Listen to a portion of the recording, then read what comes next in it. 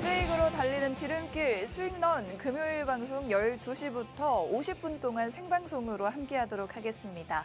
저는 아나운서 윤지훈이고요. 오늘도 역시 레드 전문가님과 함께 시장 상황에 대한 이야기 그리고 여러분들 계좌에 수익을 줄 수 있는 종목에 대한 이야기로 1시간 꾸려나가 보도록 하겠습니다.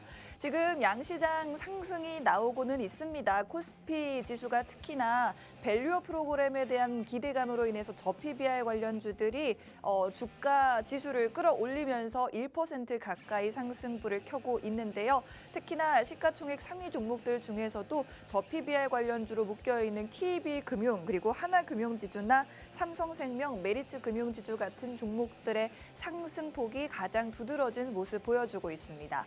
자동차 대표주인 현대차와 기아도 역시나 이 밸류어 프로그램의 수혜를 볼 수 있겠다라고는 하지만 오늘 조금은 엇갈린 흐름을 보여주고 있습니다. 현대차는 보합권, 기아만이 빨간불 켜면서 0.7% 강보합권에 위치해 있는 모습인데요. 계속해서 반도체 관련주, 저PBR 관련주, 2차 전지 관련주 다양한 섹터들이 시소타기를 하는 시장. 오늘은 밸류업 관련주들이 주인공인 것 같습니다. 앞으로의 시장을 대비하기 위해서는 어떤 정보들을 여러분들이 알아야 하는지 또 오늘 1시간 동안 알차게 채워나가 보도록 하겠습니다. 먼저 미국에서는 스태그플레이션에 대한 공포가 다가오고 있는 것 같습니다. S의 공포라고도 하던데요. 경기 침체는 계속되면서 물가 상승까지 겹치는 겹악재가 이어지는 것을 바로 스태그플레이션이라고 하는데 이번에 최근 미국에서 나온 지표들에 따르면 GDP 발표에 따르면 경제 성장은 1.6% 증가에 그치면서 시장 예상치를 밑돌았습니다. 생각보다 경기가 좋지 않다라는 부분이 확인이 된 반면에 개인 소비 지출 PC 물가 지수에 따르면 물가 상승률은 또 전분기보다 크게 증가했습니다. 이렇게 경기는 침체인데 물가는 오르고 있는 것을 바로 스태그플레이션이라고 하고 여기에 대한 우려 때문에 뉴욕 증시 3대 지수 모두 이렇게 하락이 나왔습니다. 특히나 다우 지수가 1% 가까이 빠지면서 가장 크게 하락을 했네요. 여기에 따라서 금리 계속해서 물가가 높은 상황이기 때문에 금리 인하에 대한 기대감도 계속해서 좀 작아지고 있는 모습이 아닌가 싶습니다. 다만 제니 델런 미국 재무장관이 앞으로 경제 성장은 계속해서 상승이 될 것이고 반대로 물가는 잡힐 것이다라는 긍정적인 전망을 내놓았기 때문에 앞으로 이 경제 성장률과 물가 흐름이 어떻게 이어져야 할지는 쭉 지켜보셔야 될 것 같습니다. 아무튼 이 같은 영향으로 인해서 미국에서 우량주들 대부분 하락이 나와줬는데 그래도 그중에서 알파벳, 구글의 모기업이죠. 알파벳이 깜짝 실적을 발표했습니다. 그리고 사상 처음으로 배당까지 실시한다라고 하면서 시간 외에서 주가가 12% 폭등이 나오고 있습니다. 지금 AI의 역량이 강화되면서 지금 현재 클라우드 컴퓨팅 시장에서 아마존과 마이크로소프트가 각각 세계 1, 2위를 점유하고 있는데 알파벳이 이 두 기업과의 격차를 줄일 것이라는 긍정적인 전망을 내놨고요. 말씀드린 대로 주당 0.2달러 수준의 배당금도 사상 처음으로 지급한다라고 하면서 시간 외 주가를 끌어올리는 모양입니다. 그리고 알파벳과 같은 날 실적을 발표한 마이크로소프트도 역시나 호실적을 발표했는데요. 아마존도 호재성 뉴스가 한 가지 나왔습니다. 미국의 애리조나주의 데이터 센터 증설에 15조 원가량 대규모로 투입하겠다라고 밝혔는데 때문에 시간 내에서 3.3% 정도 상승불을 켰습니다. 데이터 센터 관련주들 한번 더 보시면 좋을 것 같습니다. 특히나 데이터라는 글자가 들어간 종목들이 대표적인데 데이터 솔루션과 모아 데이터 같은 종목들이 대표적이라고 할 수 있겠고요. 그리고 여기에 또 데이터 센터와 연관이 되어 있는 게 변압기 관련주인데 안 그래도 변압기 관련주는 AI 수요 증가 모멘텀으로 인해서 최근에 흐름이 너무나도 좋습니다. 데이터 센터에 대한 모멘텀까지 같이 가져가 줄 수 있는 게 바로 이 변압기 관련주다라는 부분 한 번 더 체크해 보시면 좋을 것 같습니다. 자, 그리고 메타는 예상보다 낮은 2분기 가이던스를 발표하면서 주가가 많이 빠졌습니다. 11% 정도 본장에서 빠졌고 애프터마켓에서는 뭐 빨간불을 켜긴 했지만 1%도 채 되지 않는 소폭 상승에 그치고 있습니다. 저커버그 메타 CEO는 AI에 대한 실적이 아직까지는 드러나지 못하고 있다는 부분을 컨퍼런스 콜에서 밝혔는데 앞으로 주가 흐름 지켜보셔야 될 것 같습니다. 자, 지금 남아있는 재료로는 엔비디아 조금은 남았습니다. 3주 정도, 3주 이상 시간이 남아있긴 한데 5월 20일 수요일에 실적 발표를 앞두고 있는데 과연 이 실적 발표가 주가의 강한 상승에 트리거가 다시 한번 되어줄지 지켜보시면 좋을 것 같습니다. 시장의 예측으로는 엔비디아의 올해 연간 매출이 전년 대비 80% 이상 증가할 것으로 기대를 하고 있고요. 글로벌 투자은행들은 엔비디아의 목표 주가들을 줄줄이 상향하고 있다는 점도 눈여겨보시면 좋을 것 같습니다.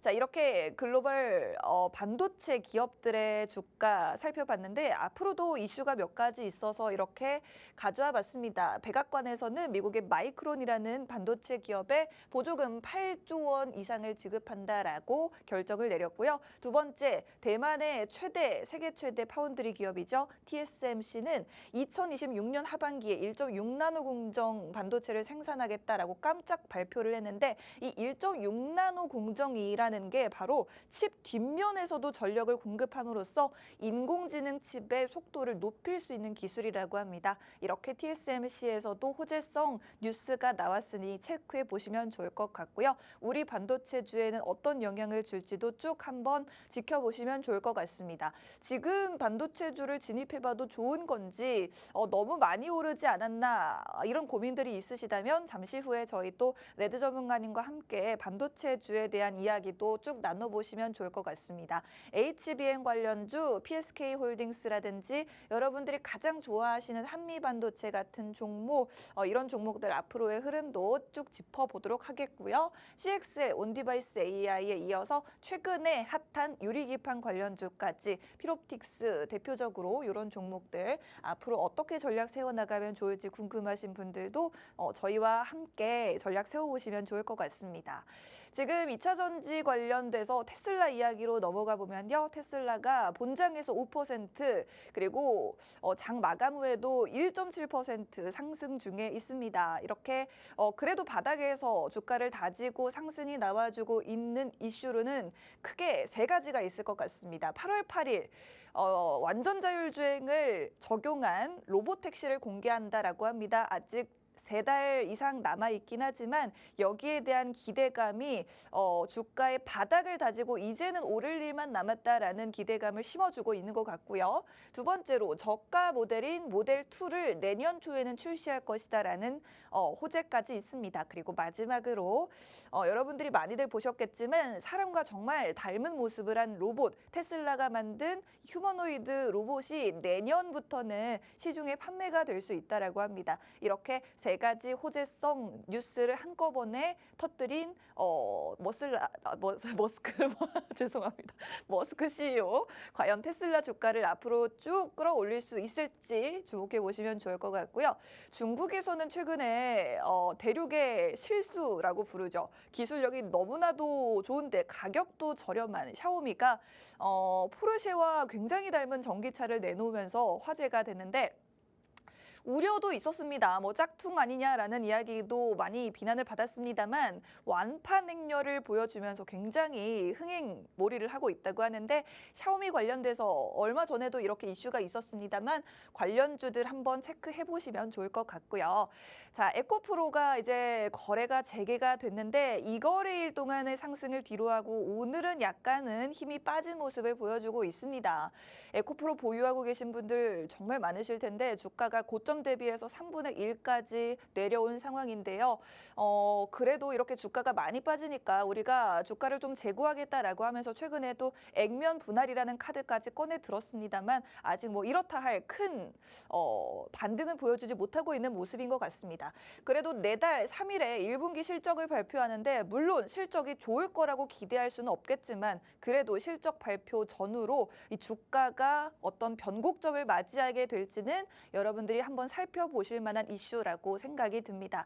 2차 전지 대표 우량주 에코프로와 에코프로 BM 그리고 LNF, 포스코 그룹주들 쭉 한번 앞으로의 흐름 저희와 전략을 세워보시면 좋을 것 같고요. 원통형 배터리도 최근에 굉장히 핫합니다. 그리고 아직은 상용화되지 않았지만 큰 기대감을 모으고 있는 전고체 배터리 관련주들까지 잠시 후에 레드 전문가님 모시고 향후 전략에 대해서 한번 이야기 나눠보도록 하겠습니다. 앞으로 주목해보면 괜찮을 만한 테마주들 한 6가지 정도를 정리해봤는데 먼저 첫 번째 3가지 섹터는 모두 실적 관련된 섹터로 준비해봤습니다.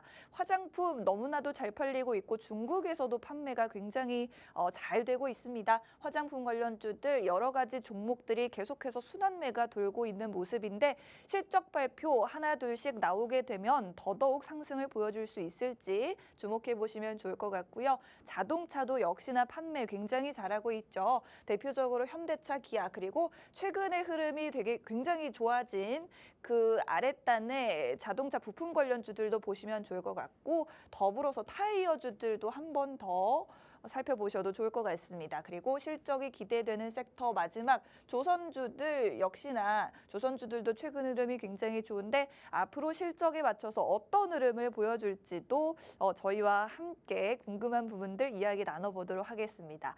제가 준비한 마지막 주목해야 할 테마주 3가지입니다. 오늘 장의 주인공이 된 또 저 PBR 관련주 과연 지금 사봐도 괜찮은지 궁금하신 분들 많으실 것 같습니다. 정부가 아무래도 이미 밸류 프로그램에 대한 이야기를 내놨기 때문에 다시 걷어들일 수는 없을 것 같습니다. 앞으로 이 밸류 프로그램에 대해서 어떻게 구체적인 정책들을 내놓을 것인지 그래도 그 전보다는 힘이 조금 빠질 수는 있겠지만 꾸준히 관심 가져보셔도 좋을 것 같습니다. 대표적으로 현대차, 기아 판매도 너무나도 잘하고 있지만 밸류업 수혜까지 볼 수 있는 기업들이고요. 전문가님이 여러 번 말씀을 해주셨던 부분이 금융주, 은행주 같은 보험주 이런 종목들은 사실은 시가총액만 크지 그렇게 수출을 잘하는 기업들이 아니기 때문에 이런 종목들보다는 그래도 저 PBR 관련주에 관심을 갖고 싶으시다면 현대차, 기아에 투자하시는 게 가장 바람직하다라는 부분 전략 세워드린 바 있습니다. 오늘도 굉장히 핫한 전력기기 관련주 여기에 플러스 더해서 오늘은 광명전기라는 종목도 흐름이 좋고요. KBI 메탈도 최근에 굉장히 좋습니다. 흐름이. 계속해서 새로운 종목들이 또 조명을 받고 있는데 앞으로 아직 오르지 못한 또 전력기기 관련주들은 없는지 이런 부분도 짚어보도록 하겠고요. 마지막으로 테슬라 로보택시 관련해서 테슬라 계속해서 주가 탄력적인 흐름 보여주고 있습니다. 로보택시 관련해서 자율주행 관련주는 또 어떤지 한번 보도록 하겠습니다. 가장 대장주라고 할 수 있는 건 아무래도 라닉스라는 종목이 될 것 같은데 이 종목 앞으로 어떻게 전략 세워나가면 좋을지도 잠시 후 전문가님 모시고 이야기 나눠보도록 하겠습니다. 자, 저희가 오늘 전문가님과 함께 2차 전지 관련주에 대한 이야기를 좀 주로 해서 여러분들께 전해드리려고 하는데요. 일단은 전문가님 모시고 다시 돌아와 보도록 하겠습니다. 어디 가지 마시고요. 채널 고정하시고 딱 1분만 기다려주세요.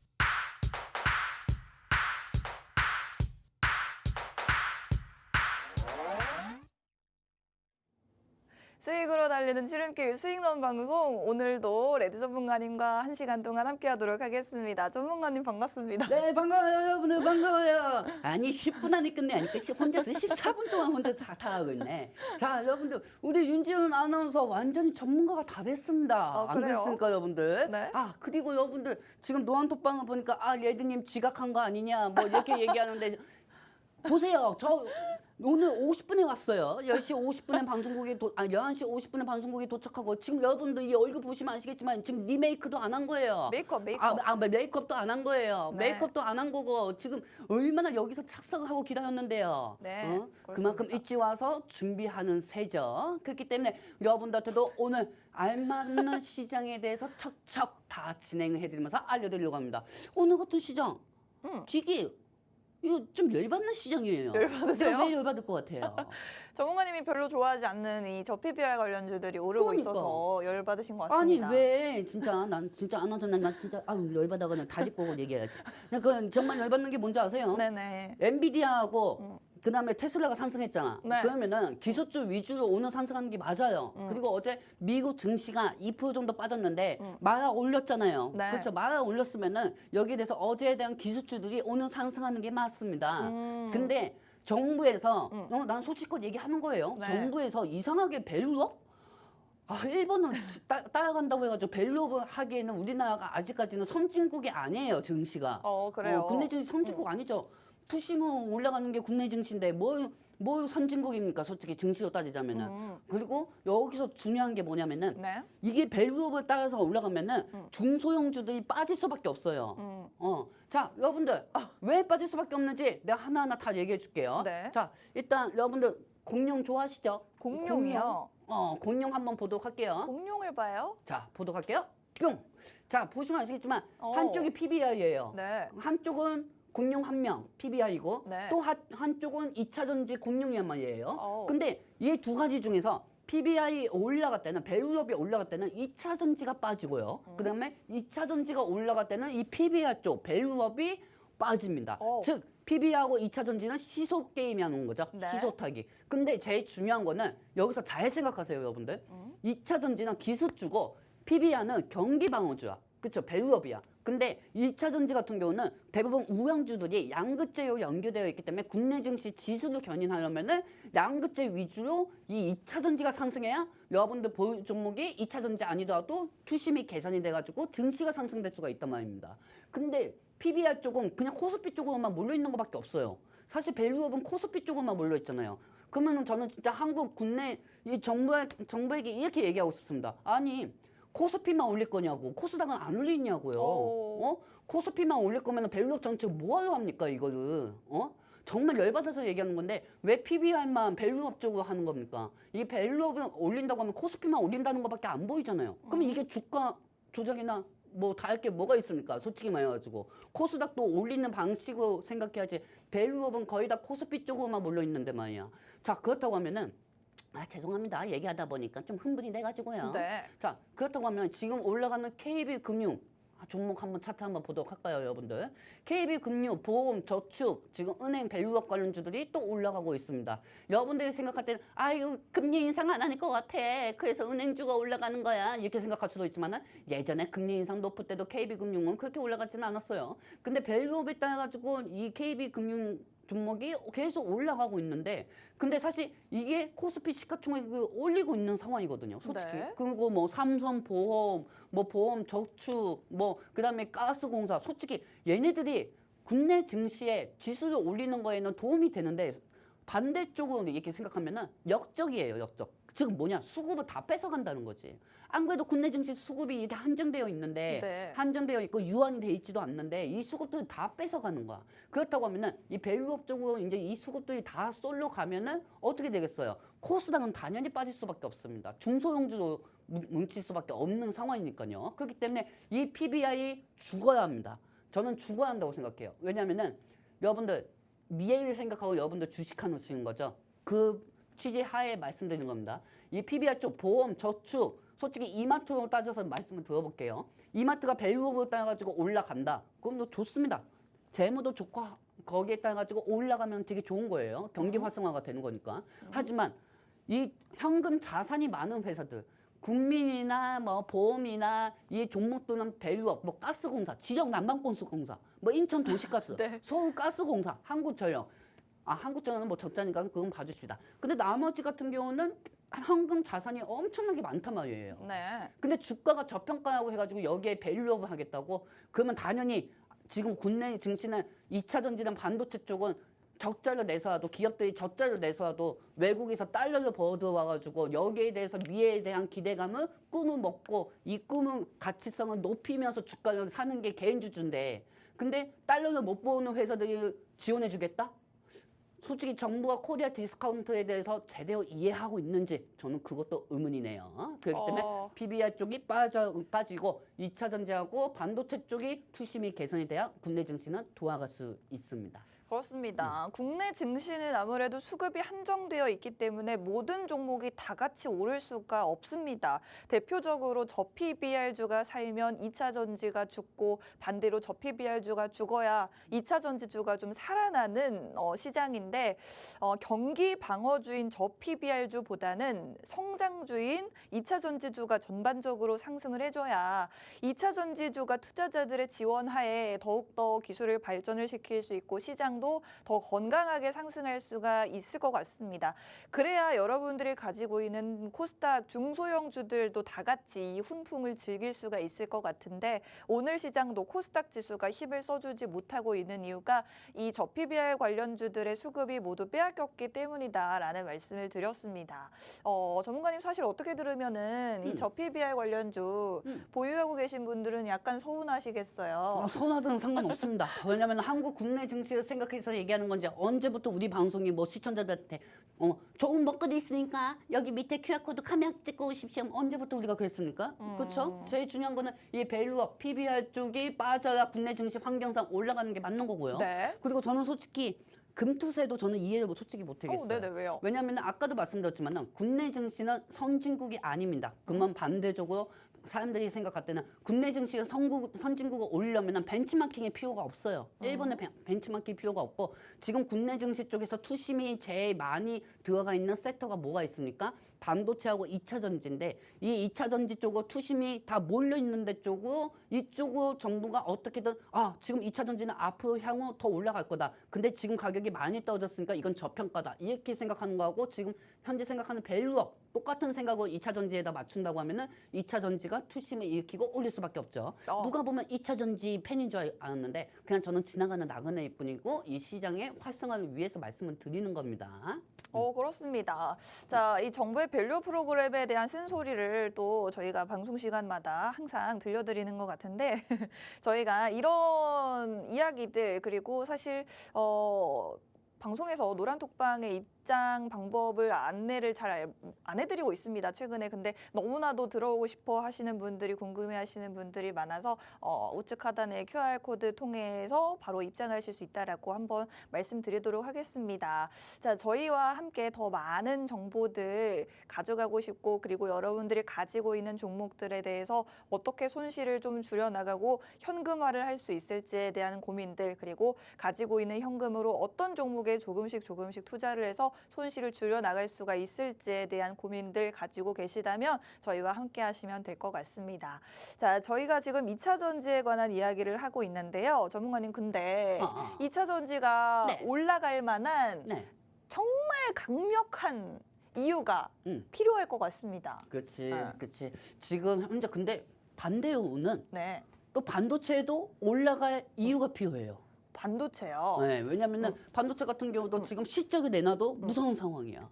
솔직히 말해가지고. 뭐 근데 그쵸? SK하이닉스도 굉장히 실적이 좋았잖아요. 실적이 좋았는데 어제 엄청나게 빠졌죠. 그리고 나서 오늘 올라가고 있긴 하지만은 네. SK하이닉스가 올라갔다 같이 올라간 HBM 관련주들은 다 안 올라가고 있죠. 그렇죠. 네. 중소형주들은 빠지고 있다는 거예요. 즉 이건 뭐냐? 어찌 됐든 간에 이번 주까지는 계속 주말에 따라 가지고 관만 자금이 움직일 수밖에 없다는 겁니다.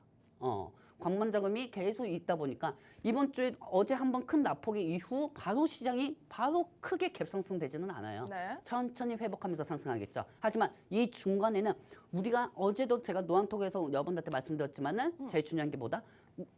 중심을 잡아가는 섹터가 필요합니다. 어. 지금 여러분들 이 종목 좋을까요? 저 종목 좋을까요? 이거 찾을 때가 아니에요. 그거 찾을 때가 아닙니다. 지금 중심을 잡아주는 섹터가 중요하단 말입니다. 그래야 본인들이 갖고 있는 개별 종목들도 올라갈 수가 있어요. 그러면은 첫 번째는 우리나라는 첫 번째는 반도체가 있고, 네. 그다음에 두 번째는 2차 전지가 있고, 그다음에 세 번째 같은 경우는 바이오가 있고, 오. 그다음에 네 번째는 로봇주가 오, 있고, 네. 그다음에 다섯 번째는 AI주가 있고, 그다음에 여섯 번째는 자율주행이 있고 또 일곱 번째는 수소차가 있죠. 근데 여기서 지수를 무겁게 중심으로 끌고 갈 수 있는 애들은 첫 번째 반도체, 두 번째 2차 전지, 세 번째 바이오입니다. 근데 바이오는 접읍시다. 바이오 해가지고 많이들 지금 많이들 힘드시대요. 바이오 때문에. 네. 임상 잘 되면은 성공이고 임상 안 되면은 그냥 죽음이거든요. 바이오는. 네. 그렇기 때문에 우리는 지금 2차 전지하고 반도체 쪽으로 중심을 잡고 가는 섹터를 잡고 가야 돼요. 그래서 오늘 같은 경우는 종목도 종목이지만은 왜 2차 전지가 상승할 수밖에 없는지, 그리고 왜 반도체가 빠질 수밖에 없고 반도체는 또 어떻게 상승되는지, 이 모든 구조를 다 PPT로 만들어 왔습니다. 좋습니다. 2차 전지가 올라줄 수밖에 없는 강력한 이유가 뭔지가 굉장히 궁금한데, 자, 지금 우리 증시 전반적으로 중심을 잡아줄 대표적인 섹터가 필요하다라고 말씀해 주셨습니다. 국내 증시에서 아무래도 우량주들이 밀집이 되어 있는 대표적인 세 가지 섹터가 반도체, 2차 전지, 바이오 세 가지가 될 텐데, 바이오 관련주들은 아무래도 투자함에 있어서 리스크가 좀 항상 너무 큰 섹터이다 보니 제외를 하도록 하고요. 반도체가 그동안 시장을 쭉 이끌어 왔기 때문에 이제는 이런 수급들이 2차 전지로 옮겨갈 때가 된 것 같습니다. 수급이 옮겨갈 타이밍이 된 건 알겠습니다만 2차 전지 관련주에 뭐 어떤 2차 전지주가 오를 수밖에 없는 이유들이 있는지 바로 한번 여쭤보도록 할게요. 전문가님, 2차 전지에 대해서 조금 더 좀 설득을 해주시죠. 저는 아직 반도체 편입니다. 아직 반도체 편이에요. 네. 자, 왜 이런 사람들이 많을까요? 자, 여러분들 PPT 통해서 보여드리도록 하겠습니다. 뿅! 자, 일단은 저는 이렇게 생각합니다. 일단 2차 전지는 반드시 점검을 해야 하고요. 네. 매번 2차 전지만 얘기하니까 사람들이 아이고 배터리 아저씨 아니에요. 뭐 이렇게 얘기하는데 저는 네. 그분하고는 전혀 알지도 못하고요. 저는 이 증시만 걱정하는 지나가는 나그네일 뿐입니다. 그다음 두 번째는 상승세를 이어가기 위해 추가적 호재가 또 필요합니다. 이거는 뭐 2차 전지한테만 필요하지는 않고 반도체한테도 필요할 거예요. 네. 자, 그렇다고 하면은 세 번째, 기술주의 투심이 개선이 필요하겠죠. 그렇습니다. 그다음에 네 번째는 사표보 섹터가 중요하겠죠. 자, 아나운서님. 네. 지금 아나운서님 반도체 중소형주 빠지니까 또 반도체가 또 가지 않을까? 이런 생각을 하고 있을 거예요. 그렇죠? 근데 최근에 아직까지 그 수많은 자금들이 반도체에 몰려 있습니다. 네. 근데 반도체에 몰려 있는데 조금씩 빠질 때마다 모든 개인 투자자들은 어떻게 생각하고 있을까?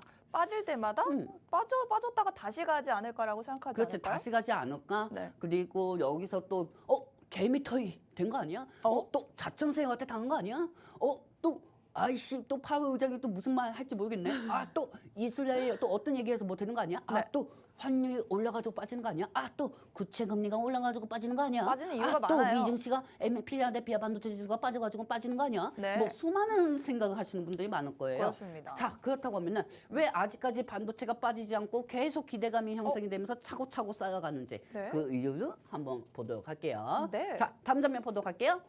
뿅. 자, 일단 엔비디아 쪽에 아직까지 뭉쳐있는 자금들이 많아요. 예를 들면 여러분들 우리 대한민국에서 은행을 터는 강도들이 많습니다. 은행을 털어요? 아니, 은행을 튼다는 게 아니고요. 네. 은행을 터는 강도들이 많다고요. 은행을 터는 강도들이요? 네. 그렇다고 하면은 이 반도체 쪽에서도 수급이 탈취가 돼야 합니다. 우리가 좋게 얘기하자면은 즉 반도체 쪽에서 수급이 나와야 2차 전지 쪽으로 수급이 또 형성이 될 수가 있다는 거죠. 네. 그리고 오늘 반도체 중소형주도 하고 2차 전지 중소형주들이 또 얘기하니까 또 열받네. 그 밸류업시 때문에 어느 정도 수급이 뺏긴 거는 있지만은 네. 일단은 제일 중요한 건 엔비디아 쪽으로 뭉쳐 있는 자금이 나와야 합니다. 그렇다고 하면 지금 우리 개인 투자자들은 엔비디아가 수급이 조금씩 빠지고 삼성 하이닉스가 수급이 조금씩 빠질 때마다 이런 상황일 거예요. 기술적 반등 나오겠지. 아니면은 1분기 실적 좋게 나오겠지. 뭐 이렇게 생각하시는 분들이 되게 많을 거예요. 근데 여러분들 내 중요한 거 하나 얘기해 줄게요. 네. 정말 중요한 얘기예요. 메타가 최근에 실적이 되게 좋게 나왔어요. 네. 엄청나게 좋게 나왔어요. 근데 2분기 이제 근데 중요한 건 요즘 실적은 1분기만 보지 않습니다. 1분기만 보지 않고 향후 2분기에 대한 가이던스까지 봐요. 네. 그 가이던스가 뭐냐? 앞으로 이게 더더욱 1분기보다 더 방향성이 좋게 되느냐? 그게 중요한 거거든요. 거기에 따라 가지고 주가가 등락폭이 심합니다. 그렇기 때문에 이번에 메타가 실적이 좋게 나왔는데도 어떻게 됐습니까? 가이던스 통해 가지고 2분기에는 실적이 더 안 좋게 나올 수가 있다. 1분기보다. 워낙 4분기에 너무 AI 수요가 급증이 되다 보니까 너무 장사가 잘 됐던 거야. 근데 거기에 충족을 하려면은 시장이 원하는 그 그림을 기업들이 내놔야 하거든, 실적을. 근데 반도체 쪽에서는 지금 4분기, 1분기 재열풍기 때 그 이상으로 실적을 낼 수 있겠냐? 이게 지금 시장의 불안감 형성 첫 번째입니다. 네. 그러다 보니까 어제 나는 깜짝 놀랐어요. 어제 미증시를 보는데 메타 15% 이상 빠지고 그러니까요. 엔비디아가 장 초반에 2% 이상 빠지고 그다음에 이제 아모링스 같은 경우도 4% 5% 빠지다가 그러다가 갑자기 이제 나는 테슬라만 보고 있었거든요. 네. 테슬라는 갭 상승하면서도 이게 엔비디아 쪽으로 다시 수급들이 몰려오면서 이 반도체주들이 다 올라간 거예요. 그래서 어제 나스닥이 2% 정도 빠지다가 필라델피아 반도체 지수 인해 가지고 다시 말아 올렸죠. 네. 즉 뭐냐? 다시 한번 1분기 실적에 대한 기대감이 형성이 되고 있는 거예요. 다시 되고는 있는데 근데 저는 이렇게 생각합니다. 4분기만큼 과연 1분기 실적이 빅테크가 또다시 지수를 견인하느냐. 미증시에 대한 반도체 지수 견인이 4분기에 됐다고 하면은 이번에는 반대로 한번 생각해보자. 국내 증시에서 그동안 빅테크 위주로 미국 증시에 따라 가지고 올라간 반도체를 제외하고 그동안 많이 빠졌던 2차 전지를 보는 게 더 낫지 않을까 저는 그렇게 생각합니다. 그렇기 때문에 이 부분도 잠시 후 알려드리도록 할게요. 그렇습니다. 지금 메타를 예로 들어주셨는데 미국에서 메타의 1분기 실적은 잘 나왔는데도 2분기에 대한 실적 가이던스가 좋지 않게 나오면서 2분기에 1분기만큼의 실적을 낼 수 있겠느냐라는 우려감 때문에 주가가 10%가 넘게 급락이 나왔습니다. 이것이 비단 메타만의 문제가 아닐 것이다. 물론 지금까지는 4분기에 이어서 1분기에는 반도체 관련 기업들의 실적이 너무나도 좋았지만 과연 2분기에 1분기만큼의 좋은 실적을 낼 수 있을 것이냐 이런 부분들이 주가에 충분히 반영이 되지 않았을까라는 부분을 생각하신다면 지금 반도체는 아마 고점이다라는 결론이 나오실 것 같습니다. 저희가 그래서 지금 반도체 관련주들의 수급이 2차 전지로 이동할 수 있겠다라는 첫 번째 근거를 말씀을 드려봤는데요. 그렇다면 전문가님, 2차 전지 대표적으로 이제 저는 테슬라가 또 올라줘야 된다라고 생각을 하고 있는데 그동안 테슬라 우리가 방송하고 나서 한 14% 이상 상승이 됐죠. 맞아요. 최근에 14%인가 17%인가. 그렇죠. 그렇습니다. 이번 주에만 테슬라가 좀 급등이 나와줬어요. 자, 사실은 실적이 오히려 안 좋으면 주가가 오르는 네네네. 그런 이상한 현상들을 보여주고 있는데 자 테슬라도 이번에 실적이 생각보다 더 안 좋았음에도 불구하고 이렇게 뭐 앞으로 잘하지 않겠느냐. 그래도 뭐 지금까지 최악의 성적표였는데 이제는 성적이 오를 일만 남지 않았겠느냐 이런 이야기가 나오는 것 같아요. 전문가님 동의하시나요? 맞습니다. 왜냐하면 이 부분도 우리가 미리 다 말씀을 드렸던 거죠. 네. 왜냐하면 테슬라 주가 같은 경우는 솔직히 말해가지고 사실 테슬라 자체를 이제 어차피 실적이 안 좋고 우리가 다 알고 있었어요. 네. 그리고 1분기 쪽도 안 좋고 하고 생각은 미리 다 했었고요. 그리고 직원도 뭐 자른다고 하고 직원도 자른다고 하고 네. 또 여기에 대해서 뭐 전기 자동차도 수요가 없고 그렇습니다. 하니까 그리고 원자재도 계속 떨어졌었고요. 근데 1분기 실적은 다 안 좋게 나올 거는 건 누구나 다 예상을 하고 있다는 게 그게 호재하는 겁니다. 오. 2차 전지는. 오. 되게 이상하죠, 여러분들? 야, 실적이 안 좋으면은 빠지는 게 맞는 거고 거기서 종목들이 이제 향후 이거 종목을 갖고 있으면 안 되지. 이렇게 생각할 수가 있잖아요. 근데 내가 반대로 여쭤볼게요. 근데 이걸 다 알고 있다는 게 호재인 거야. 개인 투자자들이. 알고 있으니까 2분기에 대한 실적이 지금 1분기, 4분기보다 지금 2차 전지에 대해서 원자재주들이 다 상승하고 있으니까 어떻게 보면 2분기에는 2차 전지에 대한 기대감이 형성이 되지 않을까. 그러면 이 기대감의 실적에 따라 가지고 이 종목들이 다 올라갈 수밖에 없다는 거죠. 네. 그렇기 때문에 이 종목들은 2차 전지 종목들은 계속 체크를 하셔야 합니다. 근데 또 열받네. 아까도 얘기했지만은 밸류업이 안 올라간다고만 하면은 2차 전지는 수급을 제대로 지켜줄 겁니다. 그렇기 때문에 오늘 2차 전지들이 빠진다고 해도 걱정하실 필요가 없습니다. 자, 일단 종목들 하나씩 차트를 통해서 한번 보도록 할게요. 자, 여러분들 에코프로 에코 한번 보도록 할게요. 에코프로. 에코프로 네. 거래를 재개한 야, 에코프로. 이제 에코프로 완전히 비참해졌어요. 아이고, 아니 뭐 액면 분할이 사실 저는 좋은 거 아닙니까? 그 참나만 좋은 거지 뭐. 그래요.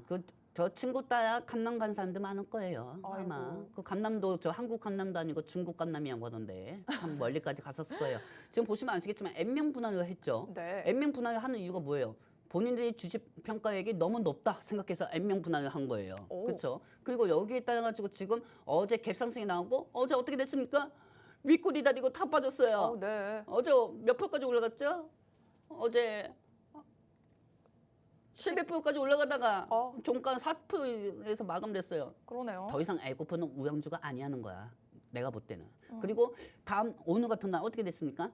막 줄줄이만 쪼르르만 줄줄이만 흐르고 있어요. 엄청 빠지고 있어요. 근데 개인 투자자들 입장에서 또 이런 생각할 거야 말이야. 아, 저 가격 싸다. 그리고 저 가격 가만히 두면 안 되겠어. 아, 안 돼. 에코프가 145만 원. 지금 최근 들어서 이제 다시 한번 주식 예탁금이 증가가 되고 있기 때문에 줄이는 분들 많을 거 말이에요. 네. 되게 싸다. 145만 원짜리 저 정도까지 갔어? 와, 엄청 싸다. 저거 사야 돼. 집을 파야 돼. 집을 팔고, 저 와이프 몰래 숨겨놓은 비상금까지 다 해야 돼. 하신 분들 정말 큰일 납니다. 네. 보통 N명분할이 되고 나서 보통 그 주가가 횡보되는 결과가 많아요. 그리고 지금 현재 에코프로가 이렇게 빠진 상황에서 무조건 에코프로 하고 사는 사람들은 반드시 피해야 합니다. 물론 에코프로가 갑자기 1000% 이상 다시 상승하면 나는 나쁜 놈이 되는 거고. 근데 중요한 거는 이 에코프로가 투심을 올릴 수는 있지만은 지금 현재 N명 분할로 횡보할 때는 어느 정도 조정이 될 때까지는 좀 기다리시다가 단순히 장기 투자보다는 짧게 반마이 치는 마냥 수익을 좀 챙기는 게 낫지 않을까 생각이 들고 있고요. 네. 저는 솔직히 에코프로를 우량주로 인정하지 않겠습니다. 아니 그러면 뭐 2차 전지 뭐 무슨 종목을 보라는 거예요? 또 에코프로 있어요. 보면. 또 있습니다. 그래요? 예, 또 있습니다. 에코프로 BM? 에코프로 BM도 있고요. 여러 가지 많아요. 포스코 퓨처엠? 포스코 퓨처엠도 있고 포스코 인터내셔널도 있고 네. 엄청나게 많습니다. 제가 제 머릿속에 네네. 2차 전지 종목 87개 지금 제가 외우고 있어요. 그래요. 그중에 제일 좋은 종목은? 제일 좋은 종목은 네. TCC. TCC. 자, TCC 스틸이요? TCC 스틸. 또 밸류 또 열받아 죽겠네. 또. 자, 일단 네. 에코프로 BM도 한번 보도록 할게요, 여러분들. 네. 뿅. 에코프로 BM. 자, 여러분들 에코프로 BM 지금 어떻게 됐습니까? 또 에코가 빠졌어요. 자, 여러분들. 자, 비디님 그 마우스로 그 밑에 한 6위 전, 7위 전으로 마우스 좀 끌어주시기 바랍니다. 네. 아니요. 그 마우스만 저거 더 내어가 주세요. 네, 거기서 딱 멈춰주세요. 여기 상황에서 우리가 계속 2차 전지는 상승할 수밖에 없고 그다음에 그나마 코스닥을 끌어갈 수 있는 거는 에코프로 BM이라고 했습니다. 네. 그러면 에코프로 BM 같은 경우가 저희가 얘기하고 나서 몇 프로 이제까지 올라갔죠? 최고치는 15%, 16%까지 올라갔었어요. 그러면은 여기서 또 추가적인 상승이 나올 수가 있었는데 근데 제일 중요한 거는 너무 많이 올라가다 보니까 중간에 또 차익은 있을 수가 있어. 하지만 이 밸류업 때문에 경기 방어주 때문에 수급이 꼬여버린 거야. 그러니까 당연히 에코프로 BM 쪽에 있는 수급들은 다 어디로 가겠습니까? 밸류업 쪽으로 개인 투자자들이 야 이제 더 이상 에코프로 가지고 있지 않을래. 정부에서 밸류업 도와준다고 하니까 나 밸류업 쪽으로 갈게. 안녕 에코프로 BM 뭐 이렇게 하고 가는 사람들이 되게 많았다는 거예요. 그렇기 때문에 빠진 건데 근데 그 개인 투자자들 네. 잘못 생각하고 있는 거예요. 우리 국내 증시는 정부가 추진하는 밸류업이 공매도 재개는 10월 때까지는 가능합니다. 하지만 그 모든 수급들을 정부에서 추진하는 데요 밸류업이 되지는 않을 겁니다. 그렇게 되면 수급이 더 꼬일 거예요. 그렇게 되면 2차 전지 반도체주만 더 빠질 수밖에 없습니다. 반도체 2차 전지가 사야 삼성하고 하이닉스가 사는데 근데 딸려도 안 보는 회사를 살리겠다고요. 코리아 디스카운트를 다시 한번 확인하시기 바랍니다. 그러면 여기서 제일 중요한 게 뭐냐면은 네. 에코프로빔 그쪽으로 밸류업 쪽으로 또 떠난 우리 개인 투자자분들, 나방세 분들이 다시 또 돌아올 수밖에 없어요. 2차 전지 상승하면 그분들은 또 밸류업 또 빠지네. 에이씨 괜히 믿었어. 에이 정부 에이씨 이렇게 하고 또 수급을 이동한단 말이에요. 그래서 여러분들은 보통 개인 투자 하시는 분들 네. 줏대가 없는 분들이 많습니다. 오늘 이만 먹더라도 내일 당장 주식하는 사람은 다 마음 먹게 되는 거거든요. 자, 그렇기 때문에 다음 장면도 한번 에코프로비엠이 왜 또 상승할 수밖에 없고 또 2차 전지 종목들이 왜 상승할 수밖에 없는지 그 종목들 또 체크해 보도록 할게요. 좋습니다. 자, 일단 기대감이 형성이 돼야 합니다. 우선 엔비디아 쪽에서 수급이 이탈이 돼야 돼요. 엔비디아에서 테슬라 쪽으로 환승이 돼야 하고요. 여러분들 지하철 많이 타시죠? 환승 투자 많이 하시죠? 그럼요. 환승 많이 하시죠? 우리 윤진 아나운서 집까지 몇 번 환승해요? 저는 한 번 환승합니다. 그래요? 네. 아, 우리 집은 김포 와가지고요. 저는 환승 딱 한 번 안 합니다. 몇 번 하세요? 저는 환승 한 3번 합니다. 그래요? 골든라인 타보셨습니까? 죽어요, 아주. 그 몸에 붕 떠서 가요, 그 사람들한테. 정말 죽습니다. 네, 거기는 그 지하철 칸이 4칸밖에 없다고 들었어요. 네 칸, 항상 저는 첫 차를 타거든요. 네. 첫 차를 타는데도 사람이 많아요. 그 네 칸에서 아저씨하고 이렇게 뭐 있으면 얼마나 힘든데요.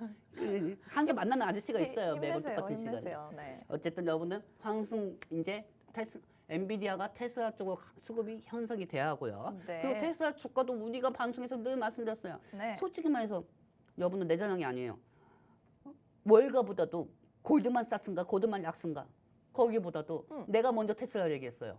그렇죠, 여러분들. 근데 중요한 거는 이 테슬라 주가가 그 후에 14% 상승이 되었지만은 이제는 다시 다음 달 1월에 다음 달 1일이나 뭐가 있습니까?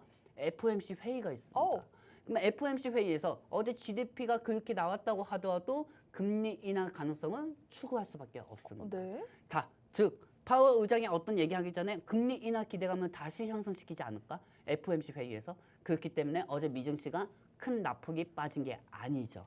반도체 수급은 반도체가 앞으로 올라갈 것 같아 해서 올라간 게 아닙니다. 어제 미증시는 파월 의장이 금리 인하 기대감은 또 형성시켜주지 않을까? 즉 FOMC 회의가 다음 주 1일 날 예정되어 있기 때문에 그 기대감에 반도체가 어제 상승했다고 보시면 되겠습니다. 네. 그렇기 때문에 오늘 이 종목들이 반도체 우량주 쪽으로만 상승되는 거고 PBR 쪽으로 수급이 또 꼬인다 보니까 2차 전지는 빠질 수밖에 없죠. 자, 그렇다고 하면은 이 금리 정책에서 제일 예민한 게 종목이 어떤 거다? 테슬라죠. 그렇죠. 테슬라죠. 그리고 테슬라하고 또 어떤 거다? 뭐죠? 2차 전지인가요? 그렇지. 네. 2차 전지죠. 왜냐면 금리 부분에서 제일 예민한 게 2차 전지거든요. 왜냐면 2차 전지는 투자할 것도 많아요. 리튬도 많이 해야 하고 관세도 많이 내야 하고 엄청나게 많단 말입니다. 자, 그렇다고 하면은 이 매파적인 파월이 다음 주 1일 날 발표하기 전까지 다음 주에 2차 전지는 기술적 반등이 나올 수밖에 없습니다. 자, 그렇다고 하면 우리 아까 그 에코프로비엠 차트 한번 다시 한번 보도록 할게요, 여러분들. 네. 뿅! 자, 에코프로비엠 지금 현재 어느 정도 또 빠지고 있습니까? 현재 이 마그넌스 0.5 빠지고 있죠. 와, 여러분들 보셨어요? 장 초반에 2% 정도 빠지다가 다시 말아 올리고 있는 상황입니다. 즉 뭐냐? 에코프로비엠이 올라가고 있다면 PBR 쪽도 지금 현재 빠지고 있다는 거예요. 무슨 말씀인지 아시겠어요? 좀 지금 밸류업 쪽에 들어가신 분들 좀 노심총사 하시죠? 걱정하지 마요. 투자는 발전하는 기업에 투자를 하는 겁니다. 현금만 많다고 해서 좋은 건 아닙니다. 그렇기 때문에 에코프로비엠이 다음 주부터 어떻게 움직이는지 체크하시고요. 네. 자, 다음 장면 보도록 할게요. 뿅! 그런데 우리는 좀 생각을 해봐야 할 필요가 있습니다. 테슬라가 저렇게 상승이 됐는데도 2차 전지는 왜 상승이 안 되느냐? 그게 중요하겠죠. 네. 자, 다음 장면 보도록 할게요. 뿅! 자, 25위부터 줄줄이 조정됐어요.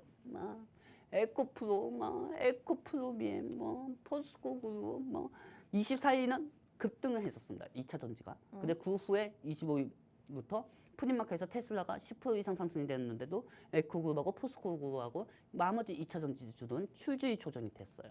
근데 여러분들 저는 항상 누군가에 의지하지는 않거든요. 근데 제일 중요한 거는 저는 국내 시장 환경에 맞춰서 수익을 내는 사람입니다. 미국 증시 절대 따라가지 않습니다. 왜냐면은 이 미국 증시에 따라가면은 어떻게 보면은 이미 선반영된 거에 우리가 또 움직이는 거 아닌가 그렇게 생각할 수가 있으니까요. 즉 미증시에서 상승되기 전 재료를 미리 우리가 선취매를 하는 게 맞죠. 저는 그런 방식으로 하는 상황이고 2차 전지주는 지금 현재 아나운서입니다. 내가 생각할 때는 오늘 상승이 안 된 게 다행이라고 생각합니다. 오늘 상승 안 된 게 왜 다행이죠? 오늘 상승이 되면 다음 주 월요일 날 선반영은 빠질 수가 있으니까요. 그러면 오늘 빠지면은 월요일에 상승한다라고 말씀하시는 월요일도 건가요? 빠질 수도 있죠. 어? 월요일도 빠질 수는 있지만은 네. 지금 현재 어느 정도 마이너스 10%에서 15%이신 분들은 상관없다는 겁니다. 빠지더라도 오늘 당장 5% 빠지고 10% 빠지더라도 다음 주에 5%가 빠진다고 하더라도 다음 주 내요 다 탈출할 수가 있습니다. 그래요. 근데 어떤 종목이든 간에 그거는 딱 틀린 거죠. 근데 지금 제일 중요한 거는 2차 전지가 오늘 왜 상승이 안 되는 게 다행일까요, 여러분들? 방송 보시면서 이 자식아 지금 난 지금 마이너스 지금 80%고 마이너스 90%고 자식아 나 집도 팔고 다 팔았는데 니 지금 오늘 2차 전지 상승 안 되는 게 다행이냐? 네. 넌 진짜 너무한다. 이렇게 얘기하는 사람들이 있잖아요. 네. 제가 한 가지 말씀드릴게요. 그러니까 누가 높은 데 사라고 했어요? 누가 높은 데 사라고 했냐고요. 그건 여러분들 잘못이지. 안 그래요? 다 여기저기 사니까 여러분들 산 거 아닙니까? 그거 왜 나한테 그래? 나는 지금 상황에서 어떻게 올라가는지 그거 알려줄 건데. 너무 얄밉죠? 그러니까 얄미움 받으면 안 받으려면은 본인이 원칙 잘 지키셔야 하는 겁니다. 자, 그렇다고 하면 2차 전지가 왜 상승이 안 된 이유가 다행일까요? 다음 장면 보도록 할게요. 네. 뿅! 이 화면은 좀 여러분들한테 전체적인 화면 안 보여줘도 되겠다. 자, 제가 노안톡에서 우리 시청자분들한테 어제 말씀드린 부분입니다. 네. 2차 전지주가 그동안 빠진 이유는 원자재들이 하락해서, 그다음에 두 번째는 반도체 AI 주도에게 수급이 뺏겨서, 세 번째는 실적이 엉망이어서, 네 번째는 전기차 판매량이 줄어들어서. 그렇다고 해서 전기차를 전 세계에서 박살을 내버릴까요? 이렇게? 나는 그렇게 생각하지 않거든요. 그냥 이연한 이유로 다 그동안 빠졌다고 보시면 됩니다. 그리고 솔직히 저 1번부터 4번까지 우리가 다 예상을 못했던 부분일까요? 아니에요. 절대 아닙니다. 과거 4분기, 1분기 실적이 안 좋을 것이라는 실적은 안 봐도 우리는 이미 다 예상하고 있었다는 거죠. 그렇다고 하면은 이미 이 부분은 기대감이 선반영이 되는 것처럼 악재감도 선반영이 됩니다. 그렇다면 여러분도 가끔 이런 얘기 많이 하죠. 야, 그 종목 그 종목 실적 안 좋게 나오는데 근데 사봤자 뭐해? 실적 좋은 거 사야지. 그러면 반대편 있는 사람은 물렸는데 어떡하려고. 그러면 어떡하려고. 야, 그러니까 지금이야 너 빼고 내 종목 사. 그러면 이 사람들은 2차 전지 종목 있다가 정리해가지고 반도체 샀단 말이야. 근데 그 반도체가 실적이 좋게 나와도 이미 선반영이 돼서 짜자자자자자자. 그동안 반도체가 빠진 것처럼 그 사람은 또 빠지고, 본인이 손절한 종목은 실적이 안 좋게 나오더라도 향후 실적이 좋게 나올 것이다. 가이던스 통해 가지고. 그러면 그분은 그 종목을 또 놓치고 실패되는 거죠. 그래서 본인들이 얘기하는 게 왜 내가 손절하면 종목이 올라가는 거야? 그렇게 얘기하는 사람들이 대부분 많다는 겁니다. 자, 그렇다고 하면은 여러분들 저하고 2차 전지 향해서 다시 한번 가보도록 합시다. 자, 다음 장면 보도록 할게요. 뿅. 자, 솔직히 에코그룹이, 저는 솔직히 에코그룹 좋아하지는 않아요. 솔직히 소신껏 말씀드리면은 에코그룹 좋아하지는 않습니다. 근데 에코그룹을 제가 왜 자꾸 방송에서 얘기해드리는 이유는 에코프로 BM이 멱살을 잡고 올라가잖아요. 그리고 지수를 멱살 잡고 올리게 만든 게 여러분들이잖아요. 여러분들 돈으로 저거 시가총액 저렇게 높게 만든 거 아닙니까? 안 그래요, 여러분들? 그렇기 때문에 이 에코프로 BM에 대해서 저는 솔직히 좋게는 생각은 안 합니다. 여러분들이 그만큼 너무 높은 가격에 만들어놨기 때문에. 하지만 제가 좋게 생각하는 종목은 LG 에너지 솔루션, SK온, 삼성 SDI, NNF입니다. 왜냐? 이쪽은 투심이 몰리지가 않았거든요. 네. 그렇죠? 근데 제가 여기서 원통형 배터리로 제일 좋아하는 회사가 어디입니까? 삼성 SDI. 삼성 SDI입니다. 삼성 SDI는 이번에 실적이 좋게 나오면은 제일 중요한 거는 실적이 안 좋게 나올 겁니다. 하지만은 유의하게 미국에서 인플레이션 감축법에 세액을 공제를 안 받는 회사예요. LG 에너지 솔루션이 최근에 인플레이션 감축법으로 인해서 세액을 받아가지고 그나마 영업이익 개선이 된 겁니다. 저자인데도. 하지만은 삼성 SDI는 인플레이션 감축법 세액 공제를 안 받는 회사이기 때문에 영업이익이 나와도 SDI는 상승할 수밖에 없다는 거죠. 그렇다고 하면 삼성 SDI가 제일 중요시 여기는 건 뭐다? 원톤형 배터리입니다. 그리고 그 원톤형 배터리에 우리가 갖고 있는 종목은 TCC ST입니다. 자, 여러분들 마지막 차트 장면 한번 보도록 할게요. TCC ST 보도록 할게요. 뿅! 네. 이연씨 밸류업 진짜 열받아 죽겠네. 자, 일단 여러분들 제가 마이너스 15%까지 갔다가요. 마이너스 4%까지 줄었어요. 네. 근데 어제부터 사건은 터졌습니다. 자, 어제 차트 한번 마우스 찍어주시기 바랍니다. 아나운서님이 아니라 PD님. 자, 보시면 아시겠지만 어제 4% 이상 빠졌어요. 그래도 오늘 상승할 수 있겠지 생각했는데 이놈의 밸류업이 또 마이너스 2% 뺏어갔어요. 자, 그래도 저는 걱정할 게 없습니다. 왜냐하면은 어차피 빠지더라도 추가면서 안 했고 어차피 저는 급등을 시킬 거하고 생각하고 종목을 낸 것도 아니었습니다. 그렇기 때문에 이 부분은 잠시 후 노안톡방에서 또 알려드리도록 할게요. 그렇습니다. 지금 2차 전지를 보유하고 계신 분들 굉장히 고민이 많으실 텐데 앞으로 어떻게 전략을 세워나가면 좋을지에 대해서 방송 마치고 나서도 쭉 이야기 나눠볼 테니까요. QR코드 통해서 저희와 함께 하시면 되겠습니다. 본 방송에서 제공해드리는 정보는 투자 판단에 대한 조언일 뿐 상승 하락을 보장하지 않는다는 점 유의하시기 바랍니다. 저희는 다음 이 시간에 다시 찾아뵙겠습니다. 고맙습니다.